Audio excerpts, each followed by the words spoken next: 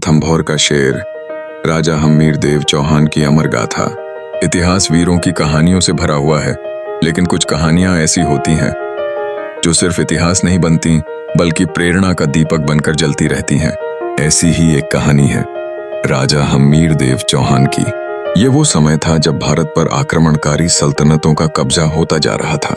राजा एक एक करके दिल्ली की गद्दी के सामने घुटने टेकते जा रहे थे। अलाउद्दीन खिलजी, एक क्रूर शासक जो अपनी सत्ता को बढ़ाने के लिए किसी भी हद तक जा सकता था। उसने भारत के कई हिस्सों पर अधिकार कर लिया था, लेकिन एक जगह थी जो उसके लिए चुनौती बन गई थी, रणथंभौर। रणथंभौर, जहां का राजा था हम्मीर देव चौहान, एक निर्भीक, न्यायप्रिय और आत्मसम्मान से भरा हुआ योद्धा। एक ऐसा शासक जिसने न केवल अपने दुर्ग को अजेय बनाया बल्कि अपने राज्य में प्रजा को ऐसा सुरक्षित और स्वाभिमानी जीवन दिया कि आज भी उसका नाम सम्मान से लिया जाता है। राजा हम्मीर देव का जीवन त्याग, तपस्या और वीरता का उदाहरण था। उन्होंने अपने गुरु राघव देव की सलाहों से प्रेरणा लेकर अपने राज्य को मजबूत किया। उनका शासनकाल भले ही आर्थिक रूप से समृद्ध न रहा हो, लेकिन आत्मबल और शौर्य में रणथंभौर किसी साम्राज्य से कम नहीं था। जब अलाउद्दीन खिलजी की नजर रणथंभौर पर पड़ी तो उसने सोचा, यह भी एक और विजय होगी। उसने दूत भेजा और संदेश भिजवाया, रणथंभौर दिल्ली सल्तनत का हिस्सा बन जाए, वरना तलवारें फैसला करेंगी। राजा हम्मीर ने मुस्कुराते हुए उत्तर दिया, खिलजी को कह देना, रणथंभौर की ईंटें झुकना नहीं जानती और यहाँ का राजा मरना जानते। ये बात तय, झुकना नहीं। ये सिर्फ जवाब नहीं था, ये रण था। खिलजी ने 3 बार रणथंभौर पर हमला किया, हर बार असफल रहा। राजा हम्मीर ने अपनी छोटी सी सेना के साथ ऐसा प्रतिरोध किया कि दिल्ली सल्तनत को भी झटका लग गया। लेकिन जीत सिर्फ बाहरी ताकत से नहीं मिलती और हार सिर्फ शत्रु की संख्या से नहीं होती। दुखद यह था कि राजा हम्मीर को जो घाव सबसे गहरा लगा वो अपनों ने दिया। कुछ दरबारी मंत्री लालच और डर के चलते खिलजी से जा मिले।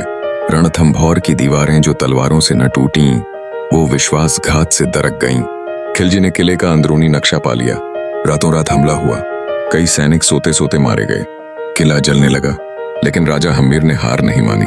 उन्होंने केसरिया बांधा, मां दुर्गा की प्रतिमा के सामने प्रण लिया, आज यदि रणभूमि में गिरा तो मेरा सिर रणथंभौर की मिट्टी को चूमेगा, और यदि बच गया तो खिलजी के खेमे में आग लगा दूंगा।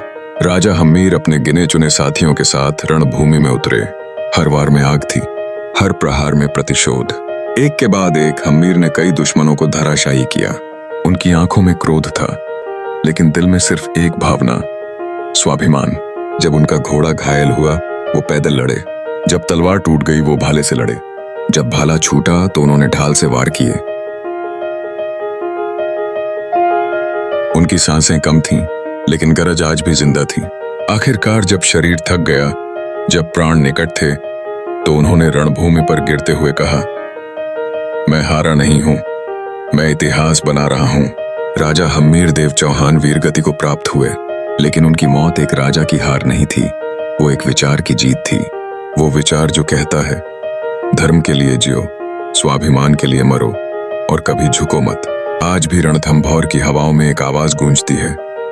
एक राजा था जिसने अपनी मिट्टी के लिए सब कुछ कुर्बान कर दिया और बदले में अमरता पा गया। इतिहास ने बहुत से शासकों को देखा, लेकिन बहुत कम ऐसे हुए जो अपने अंतिम क्षणों में भी प्रेरणा छोड़ गए। राजा हम्मीर उन गिने चुने वीरों में से थे। उनकी कहानी हमें याद दिलाती है कि बलिदान व्यर्थ नहीं जाते और सच्ची वीरता तलवार नहीं, आत्मा से पैदा होती है।